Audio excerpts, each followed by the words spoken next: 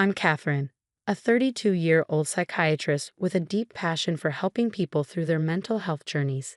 Today, though, it's me in need of calm as I stand in front of a mirror, adjusting my veil for what feels like the 100th time. My hands tremble, not from nerves but pure excitement. I've dreamed of this day for so long, and now it's finally here, my wedding day.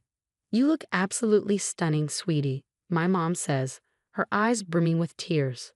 I take a steadying breath, smiling at her. Thanks, Mom. I still can't believe it's happening. Before I can take it all in, my best friend and maid of honor, Sarah, bursts into the room. The beach looks like a fairy tale. You and Mark are going to love it. Just hearing Mark's name makes my heart flutter. He's not just my fiancé, he's my soulmate, my rock, and the kindest pediatrician anyone could ever meet.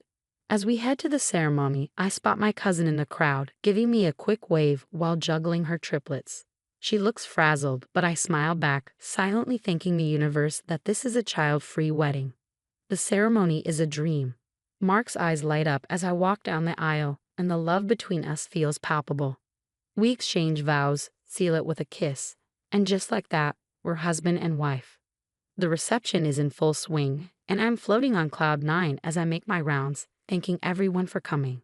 That's when I hear it, the unmistakable sound of children crying. I turn and see Melissa, looking far too overdressed, handing off her triplets to my mom. Can you watch them for a bit? I really need a mom's night out. Thanks, you're a lifesaver. And before anyone can protest, she's gone. My mom looks at me, panicked. Catherine, I cut her off with a forced smile. It's fine, Mom. Let's just keep them quiet, okay? But as I turn back to my guests, I can already feel my perfect day starting to unravel. The triplets are wild, knocking over centerpieces, smearing cake on pristine white tablecloths. Should we do something? Mark whispers, his brow furrowed with concern. I squeeze his hand. Let's try to enjoy the night. Melissa will be back soon. But as the hours tick by with no sign of her, my patience wears thin. This was supposed to be our day, and now it's turning into a circus. I glance at my new in-laws, whispering and pointing at the chaos. And I can't help but wonder, where is Melissa? How could she do this to us? Little did I know, this was just the beginning of a drama that would change everything. The DJ plays our song, but I can barely hear it over the shrieks of Melissa's triplets, Ethan, Emma, and Evan, running wild on the dance floor. So much for a romantic first dance. I'm so sorry, sweetie, my mom says, breathless as she chases after Ethan, who's now making a beeline for the cake. I'm trying, but they're just too much. I force another smile. You're doing great, Mom. But it's not okay, not even close. I scan the room, hoping to spot Melissa, but she's nowhere to be found.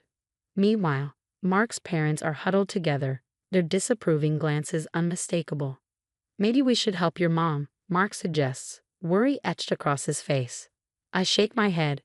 No, this is our wedding. We shouldn't have to babysit. As the chaos continues, memories flood my mind. Melissa showing up drunk at my college graduation. Melissa borrowing money she never repaid. Melissa skipping our grandfather's funeral to post beach vacation photos online the same day. And me always making excuses for her. She's just going through a tough time. I'd say. She doesn't mean to be like this. But as I watch Emma knock over a vase, sending water splashing onto my aunt's dress, I start to wonder if I've been a fool all along. Dr. Catherine, comes a voice from behind. It's Jenna, our wedding coordinator, looking frazzled. I hate to bother you, but the children have caused some damage to the decorations. The venue is asking about compensation. I close my eyes, taking a long breath. How bad is it? Jenna winces. Significant. The night drags on, and the situation only worsens. Mark's sister corners me at the bar, her voice dripping with disdain. I thought this was an adults-only wedding. If I'd known, I would have brought my kids too. I open my mouth to respond, but what can I say? She's right. This isn't what we planned. This isn't what we wanted. As the last song plays and guests start to leave, there's still no sign of Melissa. The triplets, now finally exhausted, have crawled under a table and fallen asleep. Mark finds me sitting alone, my once perfect hair now a mess. Mascara smudged down my cheeks. Hey, he says softly, sitting beside me. Some wedding, huh? I look at him, this incredible man who deserves so much more than the disaster today turned out to be. I'm so sorry, Mark. This isn't how it was supposed to go. He takes my hand, giving it a gentle squeeze. We're married. That's all that matters. But as we carry 3 sleeping toddlers to our honeymoon suite instead of champagne and roses, I can't shake the feeling that something important has been broken. This was supposed to be the start of our fairy tale, but instead, it feels like the beginning of a nightmare. And Melissa, she has a lot of explaining to do. The morning after my wedding, I'm not waking up to breakfast in bed or stolen moments with my new husband. No, I'm on a mission to find my MIA cousin. After searching the hotel for what feels like hours, I finally spot her, passed out on a lounger in a spa area, reeking of alcohol. Melissa, I shout, shaking her shoulder. Wake up. She stirs, blinking up at me with bloodshot eyes. Kathy? What's going on? What's going on? Are you kidding me? My voice rises with each word. You abandoned your kids at my wedding. Melissa sits up, rubbing her temples. Geez, calm down. It's not a big deal. I just needed a break. Not a big deal? I can't believe what I'm hearing. Your break ruined our reception. The venue is charging us for damages, Mark's family is furious, and… Oh boo-hoo, Melissa interrupts, rolling her eyes. So your perfect little wedding got a dose of reality. Maybe if you weren't so selfish about not wanting kids there. Selfish? I freeze, stunned. Selfish? You're calling me selfish? Yeah, I am, she snaps. Not everyone can afford babysitters, you know. Some of us are actually parents. And that's when it hits me, the excuses, the manipulation, the complete lack of responsibility. Melissa isn't just careless, she's toxic. We're done. I say, my voice cold. Don't call me, don't text me. We're done. I turn and walk away, ignoring her protests. When I find Mark, he takes one look at my face and pulls me into a hug. You okay? He asks softly. I shake my head. No, but I will be. I told Melissa we're cutting ties. Mark nods. I support you. But are you sure? What about the family? They'll have to understand. I say, the doubt creeps in. We leave for our honeymoon, but the incident hangs over us like a cloud. Instead of enjoying the beaches of Bali, I'm glued to my phone, dreading the family fallout. When we return 2 weeks later, it's worse than I imagined. Melissa's been busy, spinning a web of lies, telling everyone I abandoned her and the kids, saying I've always been jealous of her. I just don't know what to believe, Mom says when I confront her. Melissa seems so upset. And I'm not? I cry. She ruined our wedding, and now she's turning everyone against me. But I see the doubt in Mom's eyes. It's like she doesn't know who to trust anymore. That's when my psychiatrist brain kicks in. If I'm going to fix this, I need evidence. I start documenting everything. Every lie, every manipulative tactic, every instance of neglect I can remember. I reach out to Melissa's ex Tom, who's been fighting for custody of the triplets. I hate to ask, I say, but has Melissa ever left the kids with you unexpectedly? Tom laughs bitterly. Try every other weekend. She says she's going to the store and disappears for days. As I dig deeper, a disturbing pattern emerges. It's not just me. Melissa has been taking advantage of everyone around her for years. Borrowed money, never repaid. Promised favors, never fulfilled. And worst of all, a consistent neglect of her own children. I sit at my desk, staring at the mountain of evidence I've collected. Part of me feels vindicated. I'm not crazy, I'm not overreacting, but mostly I just feel sad. Sad for the kids, sad for our family, and sad for the cousin I thought I knew. One thing's for sure, I'm done being Melissa's scapegoat. It's time for the truth to come out. 6 months after the wedding fiasco, I'm standing in my parents' living room, heart pounding.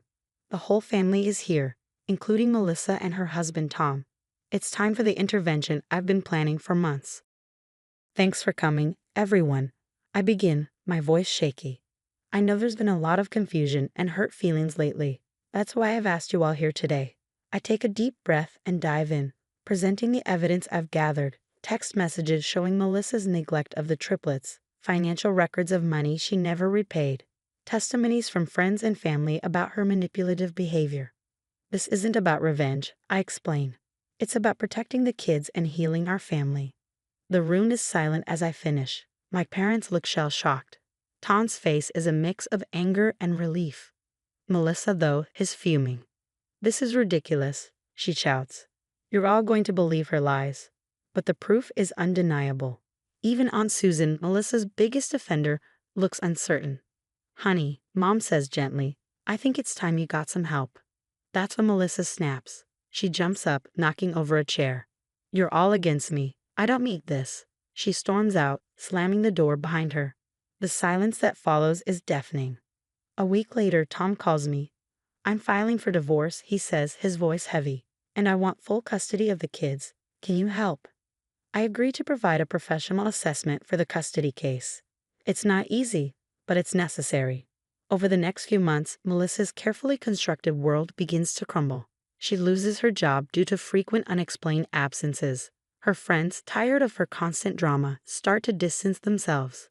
Meanwhile, the family rallies around Tom and the triplets. Mark and I often babysit, giving Tom much-needed breaks. "I don't know how to thank you," Tom says one evening as he picks up the kids. I smile, watching Ethan, Emma, and Evan giggle as they put on their shoes. "We're family," I say. "This is what family does." Slowly but surely, I rebuild my relationships with the relatives Melissa had turned against me. It's not always easy, but it's worth it. 1 year after our wedding, Mark and I decide to host a vow renewal ceremony. It's everything our first reception should have been: joyful, drama-free, and filled with love.